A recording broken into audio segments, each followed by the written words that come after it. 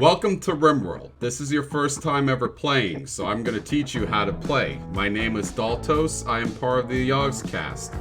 We are a conglomerate of British streamers. I'm from London. Welcome to the tutorial. First things you gotta know.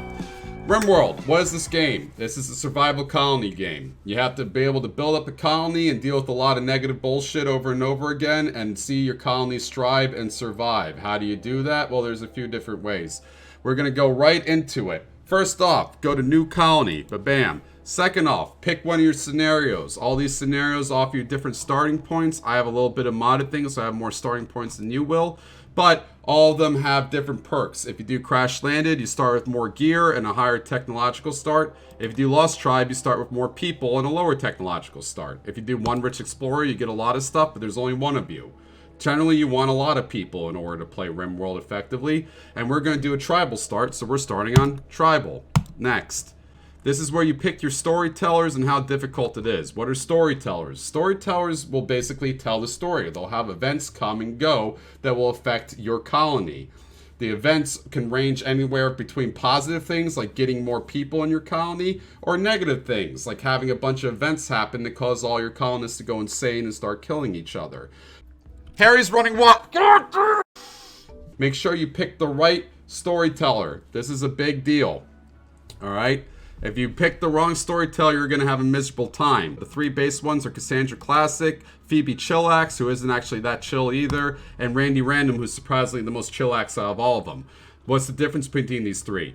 This guy is completely random. You'll get random events. What that means is you'll either get destroyed out of nowhere, or you'll have a lot of easier events that you can deal with. He also doesn't have a hard cap. This girl has a hard cap. This girl will eventually start sending enough bad stuff at your colony that it will destroy any playthrough that goes long enough. So, for a new player, I suggest Randy Random. I also suggest Strive to Survive and Reload anytime. I feel like this is a good difficulty setting, and I feel like safe scumming is not a big deal.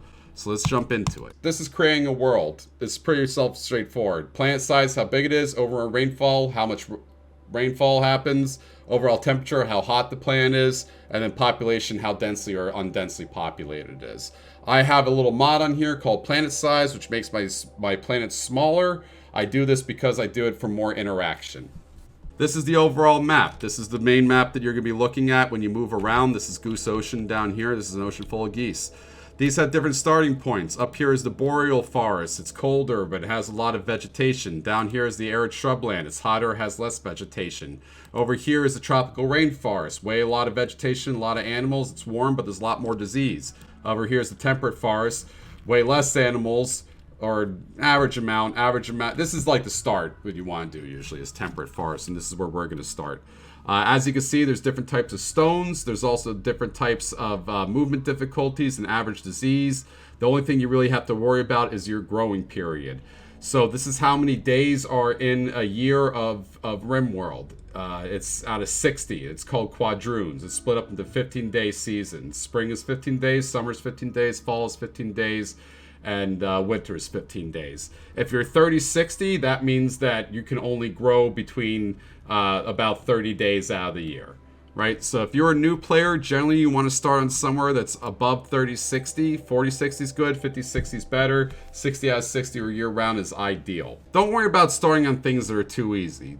Start on the basics, then work your way up to better stuff, is what I say. Anyways, we're just going to be starting here. This is a 50-60 area. It's a little bit off the road. It's not that big of a deal. It has marble, limestone, and granite, which are different stone types. We're just going to jump into it.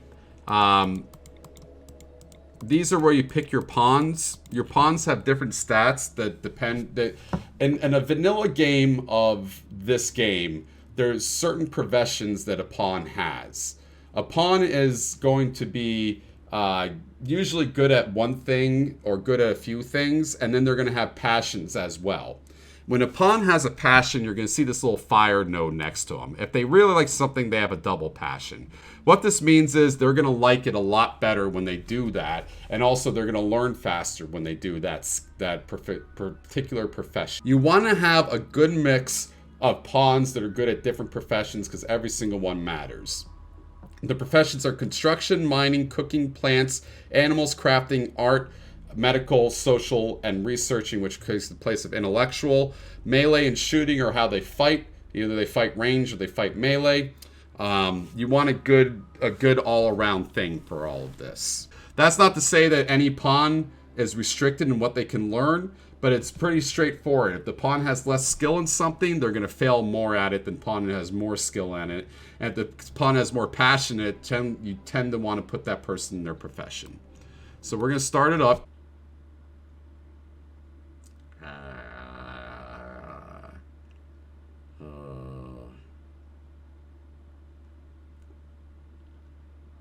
So I picked a map that had granite, marble, and limestone in it, and is a 50 out of 60 days growing around. What that means is that I have granite, marble, and limestone access when I land here. So if you look around, over here we have limestone, over here we have marble, and then over here we have granite. This is all just stuff we can mine that's natural to this area, but I can't pick what the map looks like unless I get a mod for it.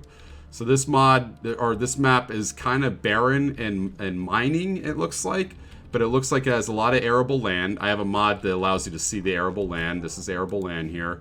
It's 140% fertility in the bottom left. You can see that, as opposed to 100% over here. Generally, you want to plant plants in this area. I installed a few mods. One of them is a dinosaur mod, so you'll see dinosaurs wandering around. These are all just wildlife you deal with. You have your own RimWorld wildlife, like these muffalos, which are just buffaloes that are called muffalos for some reason. And then you have normal shit like rats and alpacas and stuff like that. These are the animals you interact with. So anyways, now we're on the map screen. What's the goal here? Your goal is to survive, basically. And there's a few different ways to survive. We're just basically going to do the first night. Right here. This is the Minecraft first night all over again, but for RimWorld.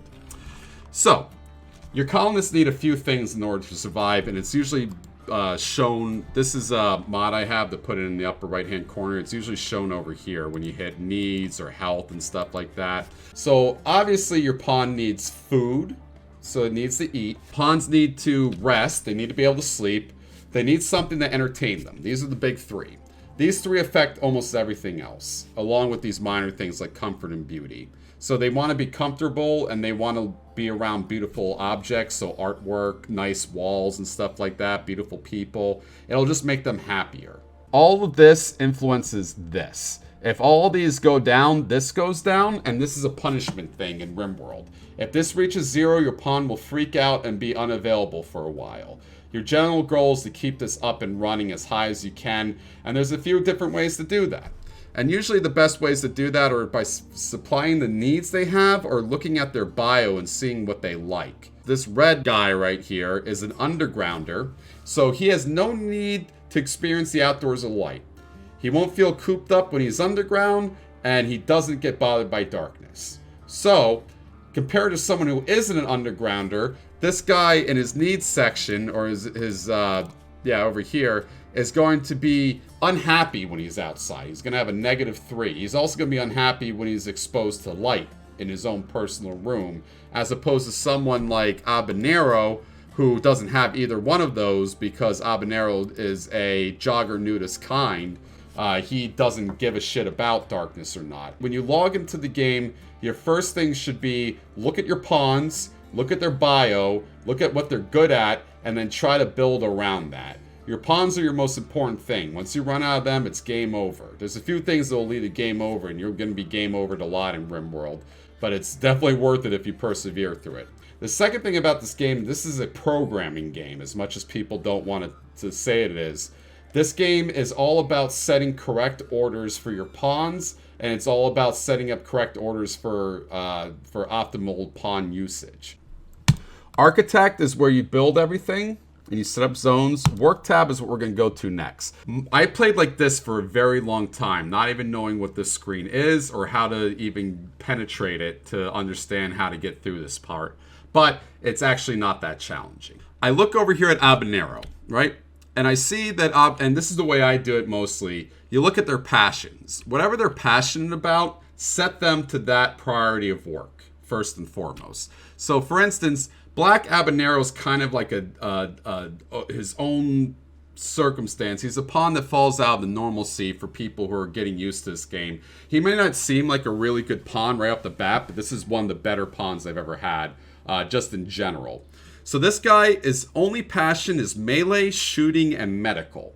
So he can only really take care of pawns, and he can only really kill pawns. Now, this is why you gotta look at the traits. If I look over here, he's a jogger. I love the jogger trait, and you should love it too. It's probably my favorite trait in the game. This guy moves faster than every other pawn.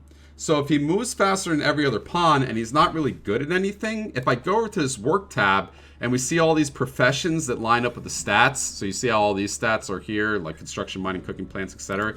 If you go to work, you'll see that too over here. He's not good at anything, right? The game doesn't even check those boxes off when they first give you the game, because he's not good at anything. But because he's not good at anything, he could be a jack of all trades and do whatever he wants. And more importantly, he can haul and clean a lot. Hauling is when you bring one object to another place, which is extremely important for efficiency. This is an efficiency game first and foremost too. It's about setting up the most ideal usage of your pawn's time. And he can also clean. Things get dirty in this game, and they affect mood, and they affect health as well. So if you have a good pawn that can haul and clean, that's actually really, really valuable. This button right here, manual priorities, hit that. This turns that from check marks into numbers. That matters. A check mark means just do the job. A number will tell them what priority the job is supposed to be in. And just for tips, they don't set this up in the base game, but this is what you should do if you're new to the game. Set everything to 1 over here. From firefight to basics, set it to 1. If you're new to the game, set it to 1. If not, if you're a little bit more experienced, you can start messing around with it. But just set it all to 1, right? And then set everything to 4. You do this for a reason. This will be way more efficient, and you'll see why in a second. So you set everything to 4. Then you go here. This is the copy paste button. This will copy whatever orders you have and give it to another order, right?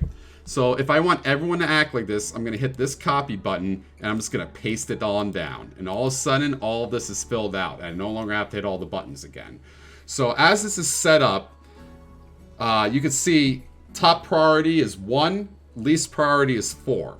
This means that from left to right, they will do these jobs first, and then they'll do it in this most important priority. So if something's on fire, they will fight the fire first before acting like a doctor for another pawn who needs medical care or something like that.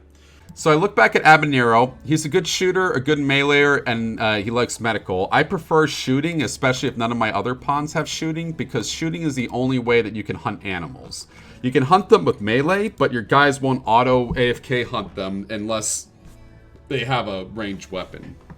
So what I'm going to do is turn this guy into a hunter, because he literally does nothing else. He's a hunter medic, right? I'm going to set hunting to 3. So now he does hunting before he does anything else.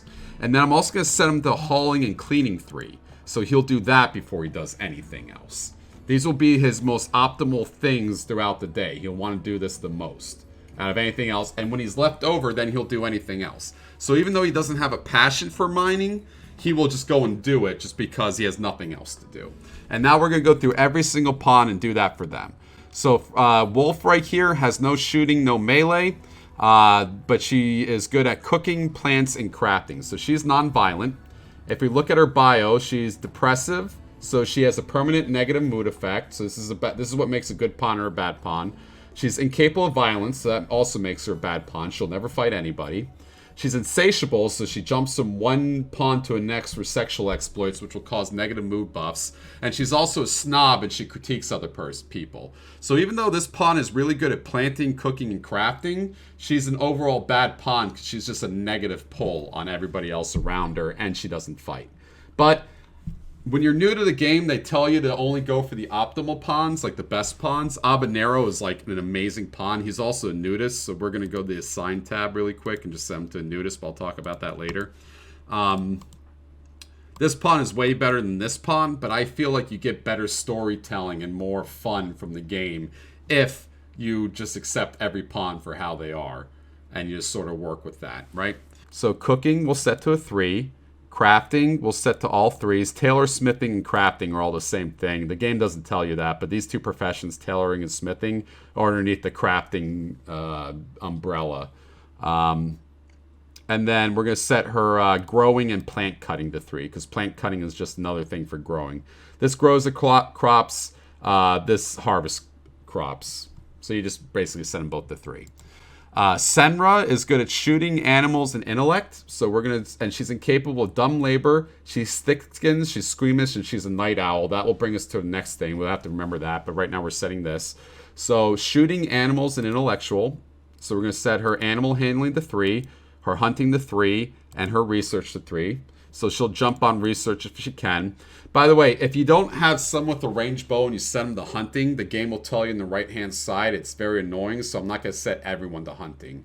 And I'm also not going to set everyone to research, because researching takes a long time. And if you have a bad researcher, they will occupy the bench instead of letting someone else research. So generally, these two things, hunting and researching, you only want to do if it's optimal for that pawn to do it. Really, it's true for everything, but in the beginning, you don't have to worry about that in the onset of the game on the first night. Red is good at shooting, mining, and intellectual. So we're going to set red to mining, hunting, and intellectual 3. And finally, Stingray is good at planting and social. So we're going to set Stingray to a 3 in warden and a 3 in growing and planting. Now you kind of want to look at your pawns and see what they're all good at and see what they're deficient in. So if I'm looking at this just casually, you see how like all the crafting and all the art is 4s mostly? I only have one good pawn at crafting. So if I'm taking on more pawns in the future, I kind of want like a crafting pawn or something like that. So if you see over here, I have a night owl, Weasel Senra. That means that she gets a mood bonus if she's awake from the 23rd hour to the 6th hour, and she's also gets a mood loss if she's awake from the 11th hour to the 18th hour of the day, right? You go over here. This is the next tab. Work's done. And once you set it like this, you're done. You don't have to worry about this tab for a bit or until it comes up, becomes needy again. This is one of the most intimidating things to RimWorld, but that's how easy it is to get done. Just set them all, copy, paste them, look at what they're good at, set it a number down, and your pawns are set now. They should usually do everything correctly. The next tab you got to worry about is scheduling, and you don't really have to worry about this tab. I messed with this tab my entire RimWorld career. I only have 377 hours in RimWorld, but out of those 377 hours, I've tinkered and tonkered with this.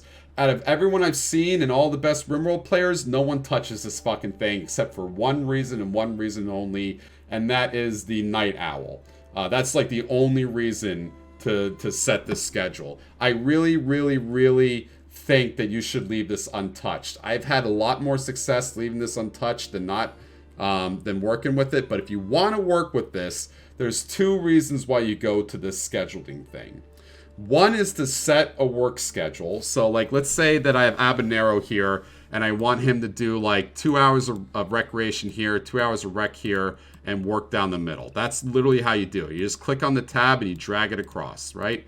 If I want him to work, I click on the work tab right here, drag it across. If I want him to meditate for an hour, I click it here. But then I watch people who are much better at this game than me, and they never set the recreation thing ever. Ever. Now, while this is a tutorial, one of the coolest things about this game is a bunch of people play a different way. I think there's an optimal way to play this, but I'm not positive, because every single time I get people in here that talk about the game and are really passionate, they're always interested in seeing how other people play. This is a tutorial for how I play and how I get stuff done. Optimal is boring, but I usually let them do whatever they want, and my reasoning behind it is if I set work to here and recreation to here, if they're working on something long term, they'll completely go over the rec and keep working and then go to bed and wake up the next day, and they might do it again. Before you know it, you have breaking pawns. Out of all these guys, the only one I have to worry about is the night owl, so I'm just going to click on sleep right here, go 11 to 18, and then click on anything and keep them awake. I really, really, really like night owls, because night owls work while the colony is asleep. And when you have limited amount of production sites, then your night owls will make full use of that. So that's what the scheduling thing does. The other important part of the scheduling, the main reason why I'll be using this, is the areas, setting and managing areas. So the way that you manage an area, you go over here. I want to do area 1, right? Let's just do area 1. If I want my pawns to only operate in area 1 for a bit, I go over to the Architect tab, I hit on zones, I go to allow expanded area, drag area 1, and now that's area 1, right? So when I go back to schedule, if I want them only to hang out in area 1, I'll go from unrestricted and I'll just drag it down. And now the pawns will only hang out in area 1, right? That's what those areas are for. This is something you don't have to worry about when you're new. This will be like a life lesson thing. You'll completely ignore this until it's too late, and then you'll start really being used to zones. Zones tab is extremely intimidating. I don't blame anyone for not using it right away, but this is where the crux of the game is, and this is where you'll love a lot of the game and the micromanagement if you learn this, and we're going to go over that in a bit. So anyways, we're done with scheduling. Over here is assign. This is another intimidating tab that you're not going to use a lot when you're new, but you'll use a lot as your colony progresses and you want more auto management and more peace of mind. What this does is it sets the quality of food that your pawns will eat, the quality of clothing that they'll wear or what clothing they'll wear at all, and the drugs that they'll take or what drugs they'll take at all. This will usually not come up when in your early game or when you're new to this game, but we have an example right now of why this is coming up. This Habanero guy is a nudist, right? He is a jogger nudist. He doesn't like wearing clothes. So if we go over here to the sign tab, we go to current outfits, I click on it, and I just set him to a nudist, and now he won't wear any clothes. So this is something that you'll use to like gear up soldiers or like organize what your pawns are wearing, but you don't have to worry about that till later. Next to that is the animals tab. This tells you all the animals you own. Animals could be ranging from useful to completely useless. So for instance, a completely useless animal is this rat right here. This rat's just going to eat all my shit. A lot of animals you only tame in order to slaughter later for food, and I'm going to do that for him. This Magiosaurus, while I'm not totally familiar with it because I just installed this dinosaur mod yesterday, I'm willing to bet that this guy is a hauler. And yeah, he does. The way you can see that is you click on the actual unit like this. You go to I, which is information, and it tells you everything you need to know about whatever you just clicked on. It even tells you the nuzzle interval and how much damage it does and its body clock. Almost all this is useless. You don't have to worry about it. What you do have to worry about is his trainability. He's on intermediate training. That means when I go to the animals tab, I can train him to either guard, attack, or just hang out. I'm pretty sure he's a pack animal, though, and we can use him as a pack animal. So we're going to keep him. We're also going to train him to attack just by clicking that button right there. This is a mod, though. My screen looks a little bit different than the base screen. But all you need to know is that these buttons are different things. This will teach the animals to do a bunch of different professions, and certain animals are good at certain stuff but can't be good at everything. This Banjo, the Phoenix Owlcat, we're going to keep alive because it has 9 lives, and it's also nuzzles people and makes them happier, so we're just going to keep it alive. You don't really have to worry about that. Next to animals is the wildlife tab. This shows you all the wildlife that's in the area. They'll point a big white arrow where they're hanging out. Over here, you can either tame them or hunt them. You can't see the buttons on top of my screen because my thing is in the way, but left is hunt, tame is right. If you click one of those buttons, your pawns will do one or the other. They'll either try to tame that animal or they'll try to kill that animal. Certain animals are good for different things. Usually you find that out by hitting the information tab and see what they're good at. Like this Animus Vox over here. If I click on him, I see that he has advanced trainability. That means that he can haul. Hauling is really, really good. It moves one object from one area to another. That removes time from your pawns doing that. Saves time overall, makes your people more efficient. Some animals are better at attacking. Some animals are better at being pack animals. Really, you want to see what you want. The only downside is animals eat food, so make sure that you have food before you start taming animals. Next thing you need to know is these predator symbols right next to it. These things will attack humans or animals if they get hungry enough, including your pawns. And some of them are really, really dangerous, like this Ripper Hound over here that comes from a mod. As you can see, it has fucking claws on its back. You generally want to stay away from that and not have your pawns get hunted by that. The other thing you need to learn is the percentage. These percentages are ultimately meaningless, but what they're supposed to mean is that whenever you hit the animal with a weapon, this is the percent chance that it will retaliate and start attacking back. So if I shoot a Ripper Hound, it will 100% attack back. If I shoot a Yak, 5% of the time it'll attack back. If I shoot an Animus Fox, 2% of the time it will. These numbers are complete fucking lies. I don't care what anyone says. The amount of times I've triggered every single thing that you can think of by shooting it one and only one time has been absurd. But if you believe in luck and you believe in odds, then by means take into consideration that shit. This handler thing is not in the base game. I just put that in there from a mod. This just basically picks which pawn is going to handle the animal. Animals need to stay tamed and need someone who can tame them. That's the animal stat. As you can see, only Weasel Senra is really good at taming animals. He's got a 10.6 in it, so he's going to be our animal tamer and stuff like that. Over here is the research tab. This is really big and intimidating. I don't blame anyone for looking at this and then closing down the game. What you have to realize is left side means primitive, right side means advanced. If this intimidates you, start in a primitive game and work your way up. You can learn all these techs in one playthrough, although with my playthrough it's a little bit tougher because I'm primitive technology, so everything costs double. If you work your way up, a lot of this technology becomes a lot more easy to understand. The past become more understandable. Oh yeah, pawns with bonds. Some pawns may bond with an animal. They really love the animal. If that animal dies or if they die, the pawn or the animal will freak the fuck out. And they'll usually like have a psychotic break and start killing people, just like in real life. So for instance, stone cutting, all that does is it allows you to start cutting stones. If you start cutting stones, you make stone walls and stuff like that. Beer brewing, exactly what it sounds like. Enables you to start brewing beer. Devil Strand grows Devil Strand, shit like that. The quest tab, this shows you all the quests you have. Historical, active, or available. Pretty straightforward. The game will give you a quest to fulfill, whether it's like making X amount of items or go visiting a certain site. If you fulfill it, you get a reward.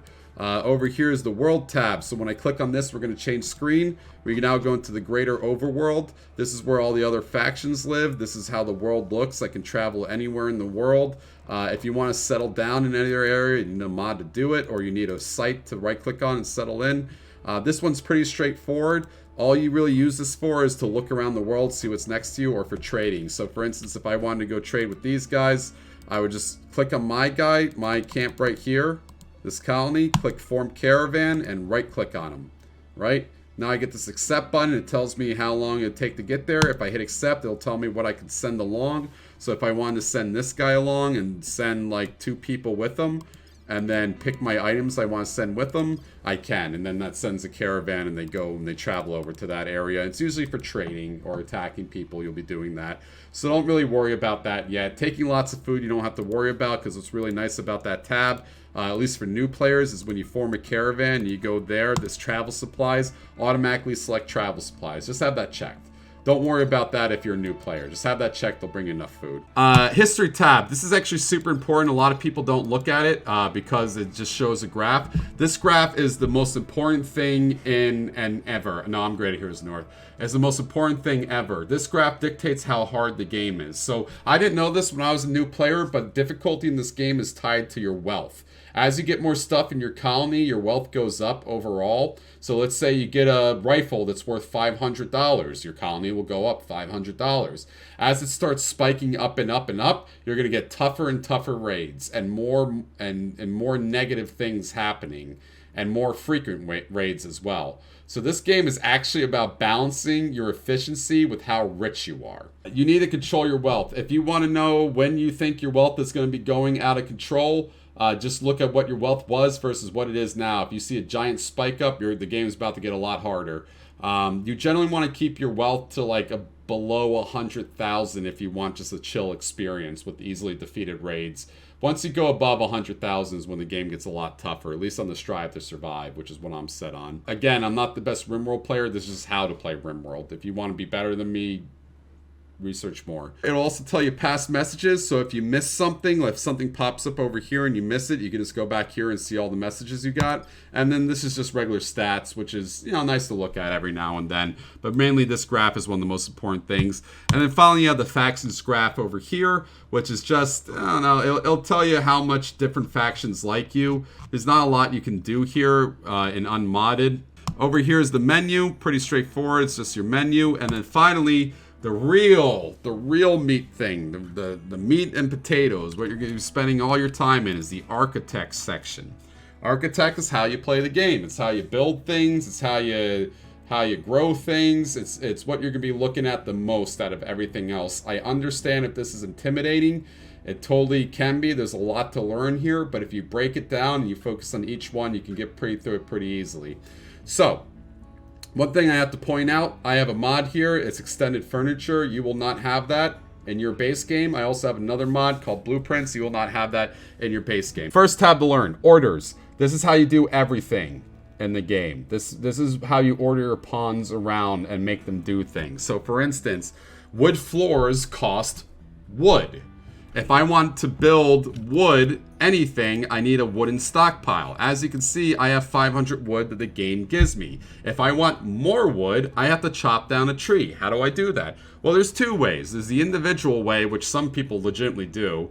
I don't use hotkeys because they're all over the place, like KL or some hotkeys and stuff like that. What some people do, which is really fucking frightening to me, they'll click on the individual trees to set them to chop, so they always control their chop orders and stuff like that, so they don't overload. What I do is I go to architect, and if I want people to chop wood, I go to this chop wood button, and I highlight all this wood, and they'll start chopping all this wood. They'll just go and do that, right? Same thing with mining. If I want them to mine the steel over here, I click on mine, and then I drag it over the steel deposit right here, and they're going to mine all the steel. How do I know this is steel, by the way? You click on it. It says compacted steel. Deconstruct will deconstruct any building that may be up that you built or otherwise, so I can put deconstruct over this area and have them deconstruct all these things right here and get the base material out of it for me, which is really good to do in the beginning when you don't have stone cutting, by the way. Over here is zone. Zoning is extremely, extremely important. People like to ignore this thing because it's one of the easiest things to ignore because it's a bunch of zones that no one cares about. This is going to make or break your colony. I suggest learning this now before learning it later. Stockpile Zone. If you put a stockpile zone there and you click on it, you get this menu that comes up. This shows what's allowed in the stockpile zone or not, right? You generally want stockpile zones for different areas for different reasons. For instance, you want a food stockpile zone separated from everything else because food rots. And food can also become infected by bacteria and shit, so you don't want it near dirty corpses and shit like that. You generally want food in a refrigerated area by itself. You want corpses in an area by itself. Your pawns, unless they're depraved or psychopaths or have that trait, will get uneasy if they see a dead human body near them. You need a dumping stockpile off by its own spot somewhere.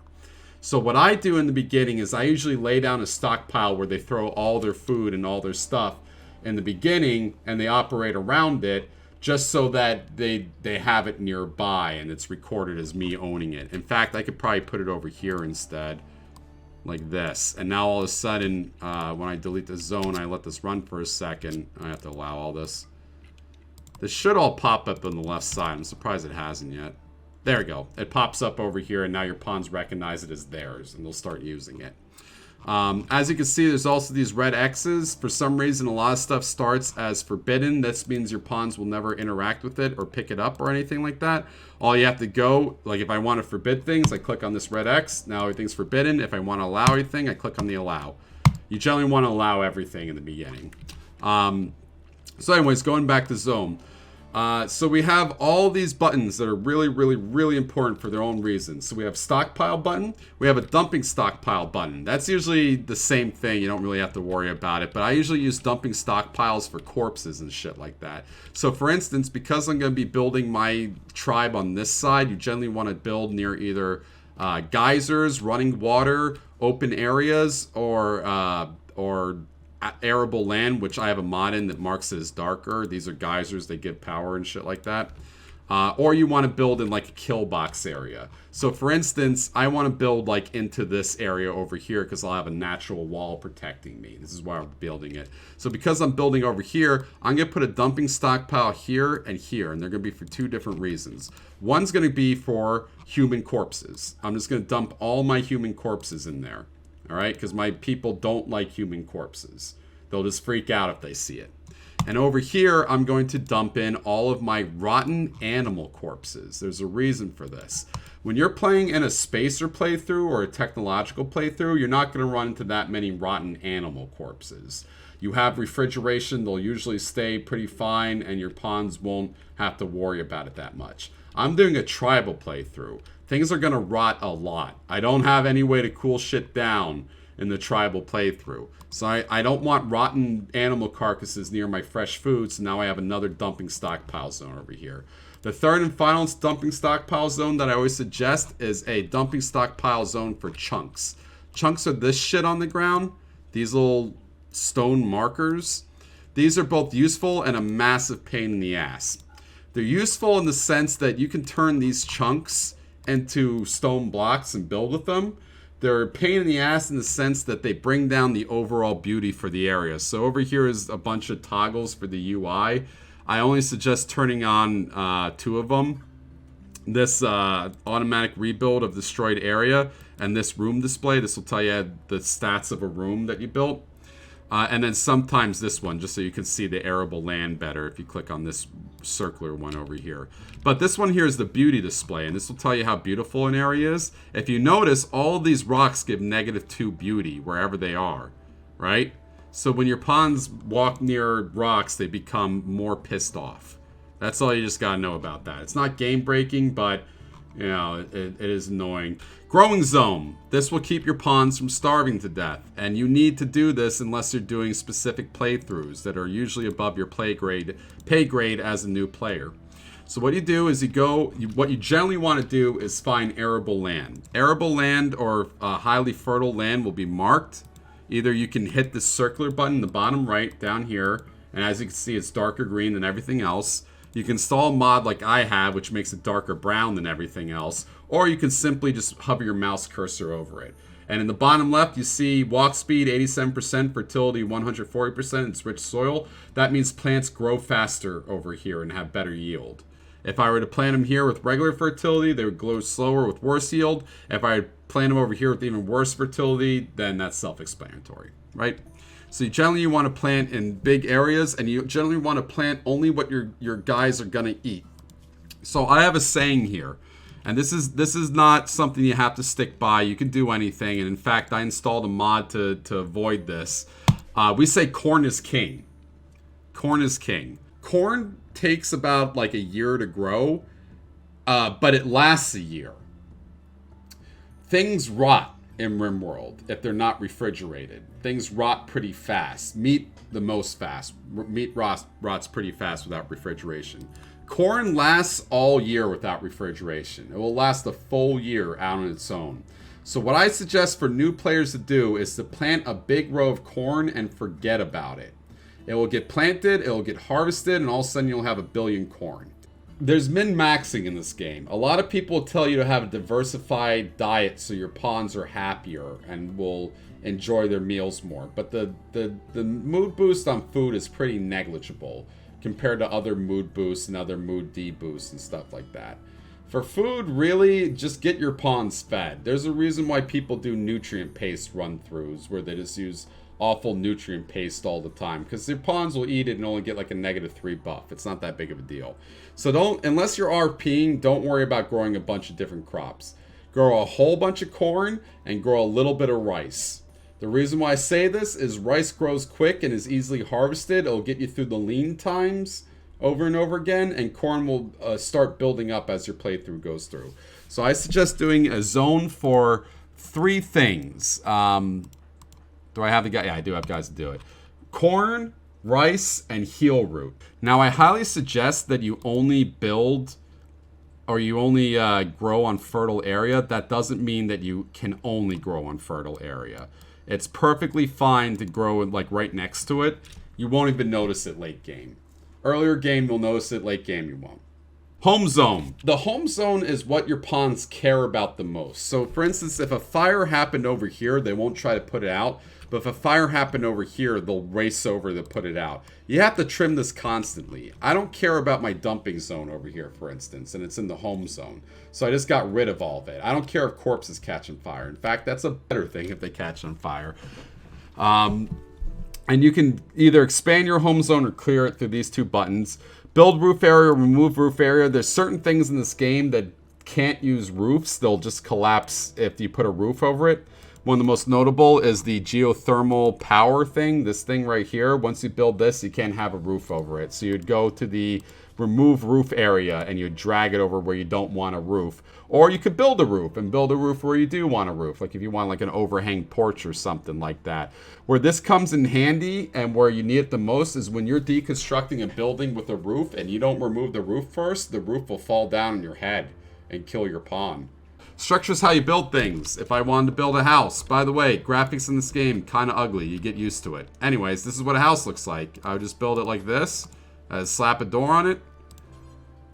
Now all my pawns will go out, grab all the wood, and build up this house right here. And now I'll have a little house. And I can set sleeping zones in it and stuff. That comes in later. You don't have to worry about that right now. We'll go over it as I'm talking about it because I'm still going over tabs. And then little things that work into the structure. You can make bridges. You can make columns. Think of this as like an aesthetic tool. It's a combination. Like if I wanted to make a cobblestone wall or something, I could do that. Furniture, it's what you fill the houses with. If I wanted to make a stool for my pawns to sit at and a table for them to eat at, just drag that over there, click and click. Yep, they'll sit at the stool, they'll eat at the thing. If you want to rotate it, you just hit Q or E. If you want to cancel it, just click it and you cancel it. Like that. These actually come in handy because your pawns have moods based off of comfort and beauty, right? The nicer you make your room, the more happy people will be in that room and they'll break less and be more efficient. So for instance, in this negative ass person's room, Wolf, I'm going to have to build like a nice marble table or something, marble side table in her room, just so she's happier in her environment and she starts breaking less. This will also cause your colony wealth to go up and get rated more. Production is how you make things. Pretty straightforward. An art bench makes art. That makes things more beautiful. A butcher table butchers animals. That turns animals from their present form into meat form. So if I went over to this muffalo and I butchered it at my butcher table after killing it, it would no longer be a muffalo. It'd be a pile of muffalo meat, which would then lead to the field stove, which cooks food. And then you have the simple research bench, which allows you to research more stuff. You have recreation. Your pawns need recreation or else they'll go absolutely insane and hate everybody and hate themselves.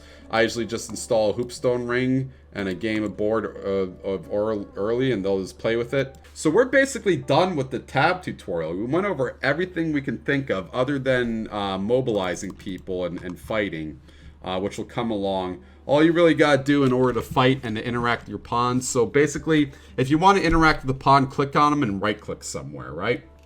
So if I want this pawn to chop this tree, I click on habanero, I go over this tree, I right click and say prioritize cutting this tree. And he'll walk over there hopefully and do that first. And I can also do the same thing like prioritize picking up this bow. And now he's going to pick up that bow first. And usually I do that with all my hunters. And usually the ones who are the most skilled hunter. Senra's going to pick up this. Wolf is non-violent. She's not going to pick up anything. And Van is only okay at melee. He doesn't even really like doing it, so he's going to pick up a jade knife. Which really we should have him not use. Just use the steel Ikwa instead. Because the jade knife I can sell. How many hours do you have in RimWorld? About 377 hours, it said. Not that much compared to Dota or Poxnora. In fact, I have 3,000 something hours in Poxnora and I fucking suck at that game. Having a lot of hours in the game doesn't mean you're good at it. In fact, it's more impressive if you have less hours.